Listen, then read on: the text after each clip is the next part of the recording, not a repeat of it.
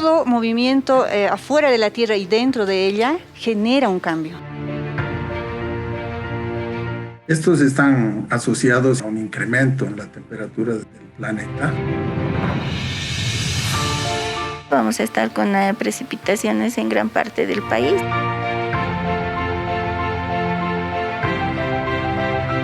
Hasta hace poco tiempo se hablaba del cambio climático como una amenaza para el futuro. Sin embargo, en los últimos meses, las inundaciones en Alemania, los incendios en Canadá y la ola de calor en Estados Unidos constituyen una prueba fehaciente de que la crisis climática nos conducirá a fenómenos meteorológicos más extremos. Antes teníamos periodos de lluvias muy determinados y ahora estos periodos están cambiando en tiempo y duración. O sea, a veces empiezan más tarde, pero son más intensos, en otras oportunidades empiezan más temprano y están asociados a cierta sequía, ¿no? Por otro lado, tenemos zonas en el país con sequías cada vez más severas, con años secos más frecuentes.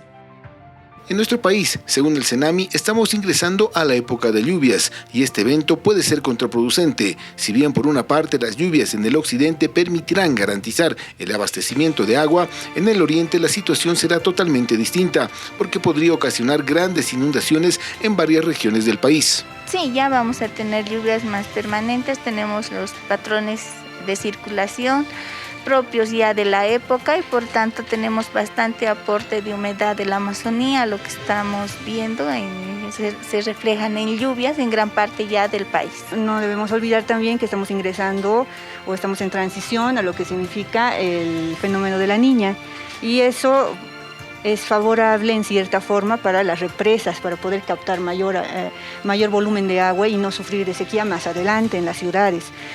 Sin embargo, en lugares donde no existe zonas urbanas o existe deforestaciones, el movimiento de tierras, es donde surgen arrastre de sedimento cuando existe precipitaciones fuertes.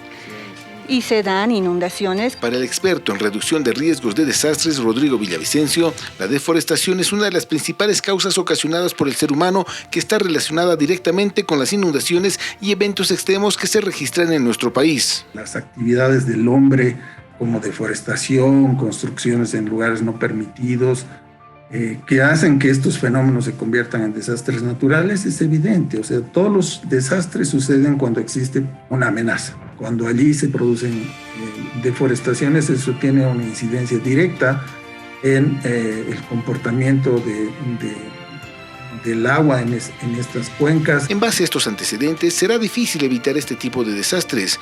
En tal sentido, los expertos recomiendan desarrollar políticas de resiliencia y previsión para afrontar este tipo de eventos que, como ya lo señalamos, serán cada vez más extremos. Cada municipio tiene que tener su unidad de gestión de riesgos y sus medidas de contingencia, sus planes de contingencia. Entonces, estas estrategias se las puede aprender de lo que significa el Viceministerio de Defensa Civil, que es parte de lo que significa todo lo que significa el riesgo, ¿no? Amenaza, vulnerabilidad y riesgo.